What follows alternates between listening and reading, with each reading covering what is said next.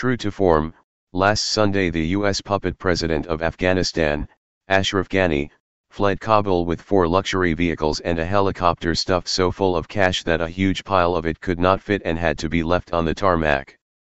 46 years earlier, U.S. client Nguyen Van Theo tried to smuggle $73 million worth of gold bullion out of South Vietnam after its liberation by the Communists. These two men symbolize the corruption and greed that lies at the core of the U.S. empire.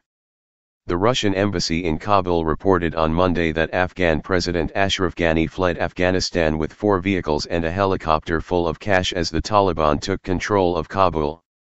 The former World Bank academic who holds a doctorate from New York City's Columbia University didn't say where he was going, but Al Jazeera reported later that he had flown to Uzbekistan.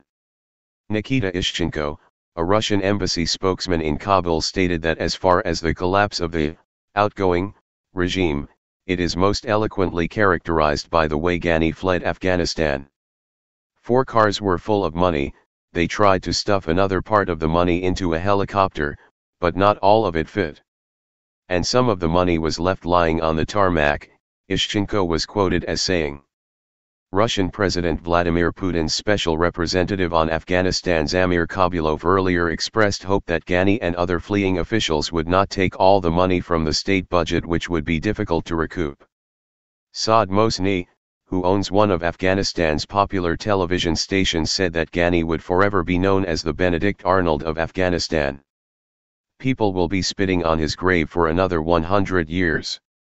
Ghani's ignominious departure resembles that of another deposed U.S. client, Nguyen Van Theo, who according to the New York Times, tried to smuggle $73 million worth of gold bullions out of South Vietnam in April 1975 after Vietnam had been liberated by the Communist forces. Theo ended up living out his days in a wealthy suburb of Boston and skiing in the pristine mountains of Vermont. In 1963, he was one of the Young Turks responsible for the assassination of South Vietnamese Premier Ngo Dinh Diem. Subsequently, he emerged as the head of a ruling military tribunal and then, after a few rigged elections, president of South Vietnam. According to his obituary in the New York Times, Theo ruled the republic during its bloodiest years and proved himself a brilliant strategist, not on the battlefield, but in surviving palace intrigues and feuds. His power broker, General Dang Van Quang, controlled the South Vietnamese Navy, which harbored an elaborate drug smuggling organization. On the July 15, 1971 edition of NBC Nightly News, the network's Saigon correspondent Phil Brady quoted extremely reliable sources as saying that General Quang, Theo's chief intelligence advisor, was the biggest drug pusher in South Vietnam too. Ashraf Ghani and the Beirut Club. As Cam previously reported, in the 1970s, Ghani had been part of a group of mostly Pashtuns known as the Beirut Club, which had been sent to study at the American University of Beirut after, in a visit to Kabul, Henry Kissinger noticed that Afghan leader Mohammad Daoud Khan was surrounded by Soviet advisors. From that point on, members of the Beirut Club, which included neoconservative Zalmay Khalilzad, the U.S. ambassador to Afghanistan from 2004-2005, were groomed for power, and brought into the American orbit. From 2002 to 2004, Ghani served as foreign minister of the Hamid Karzai government, where he oversaw the flow of billions of dollars of foreign assistance. A huge amount of the money was stolen or used to pay bribes to corrupt government officials. Later, as president from 2014 to 2021, Ghani allied with Khalilullah Farzai, who was supposed to be serving a 15-year prison sentence for his role in defrauding Kabul Bank of nearly $1 billion of depositors' money. Afghanistan in this period ranked among the 20 countries having the highest perceived level of corruption as laid down by the Corruption Perception Index. Symbols of greed.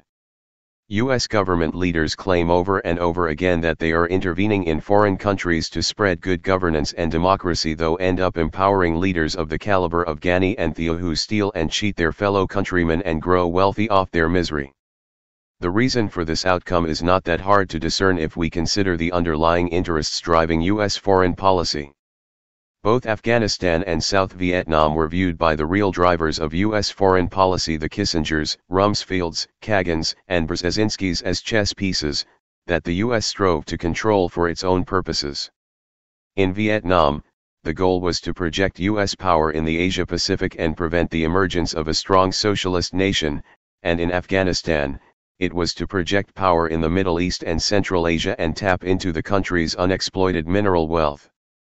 Given these agendas, the only local-based leaders who would ally with the U.S. were unscrupulous opportunists willing to sell out their own countrymen and women.